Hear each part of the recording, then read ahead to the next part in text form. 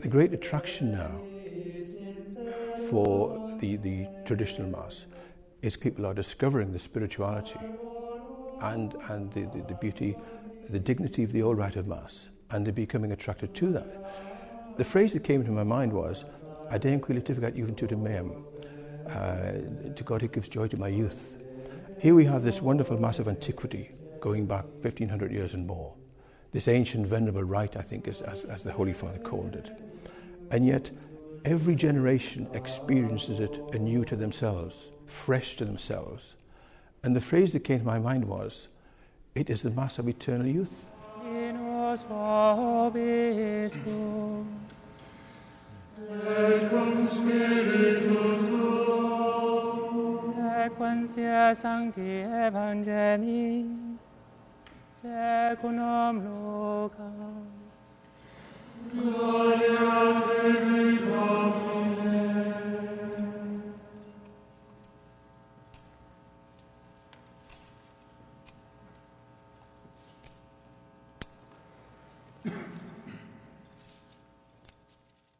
The purpose of spiritual direction in the seminary is that of discernment. You know, the seminarian, the seminarian who comes here with the intention of being a priest. We who are the seminary, part of the seminary staff here, have to determine, is that a true call? Is it a true supernatural call to the priesthood? And one of the things we have to determine is, do they have sufficient intellectual and moral virtue to become a priest? It's important in today's ecclesiastical environment, if you will, that a priest be able to explain the faith, catechize those who haven't been catechized. And so he has to have a sufficient grasp of theology, be able to understand the principles of our faith, and not only that, relate them in a way that people can understand. After that, we try to determine and discern, does the candidate have the necessary spiritual qualities, the spirit of sacrifice, the spirit of self-giving that is necessary to be called towards the priesthood.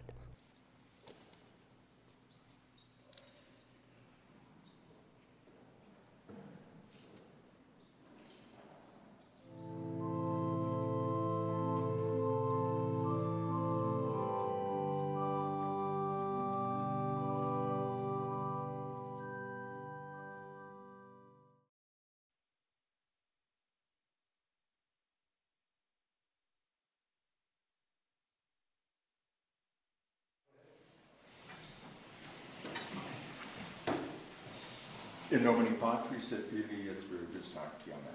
It's important as a priest to know how to think properly, which the philosophy teachers here do a very good job at providing us with good philosophy.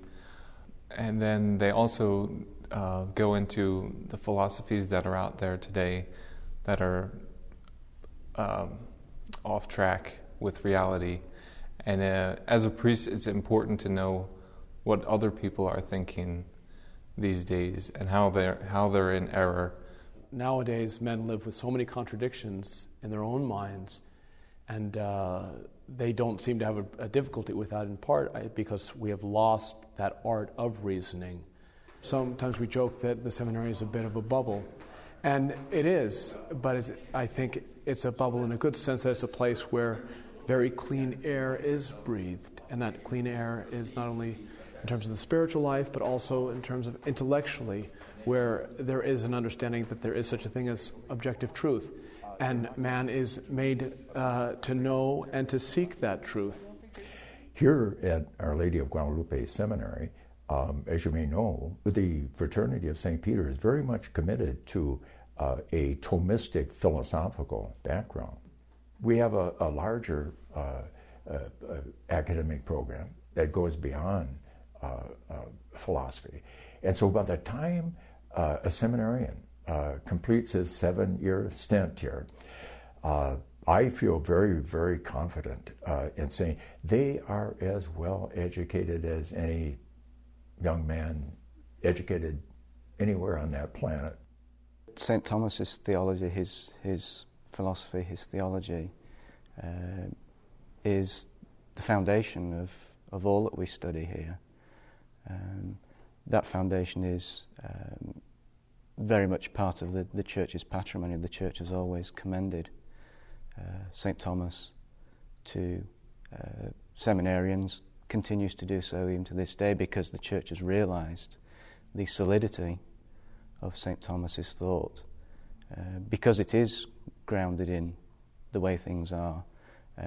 It's grounded in the fathers of the Church. It's an education in truth.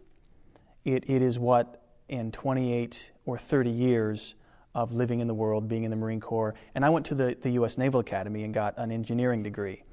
And it wasn't until I came here that I realized that this is true education. This is not telling me how to do something, this is telling me why things are the way they are. I felt like I never truly learned anything until I came here, and I learned the truth.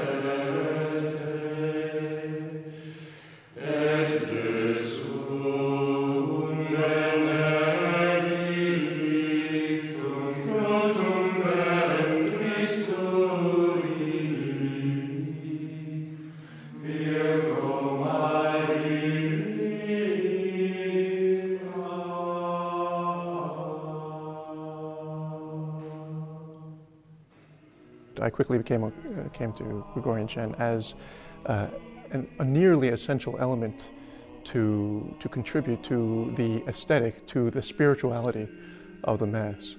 Here's a music that was developed in the Church over the course of centuries, not of musicians, not of practices and rehearsals, but of prayer. And that's the central element to chant, is its prayer, and the way that it leads not just the people singing, but the people listening to an appreciation of God's presence around them.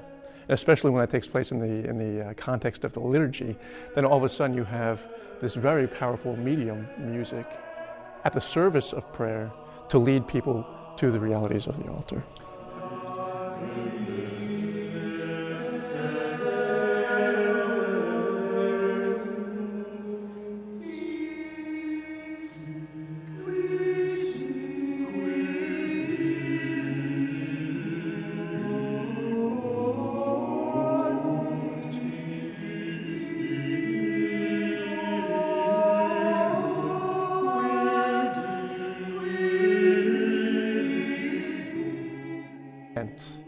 Is about taking those elements of our daily life and saying those things are subordinate to the spiritual realities, to the reality of God's presence among us, to our relationship to Him.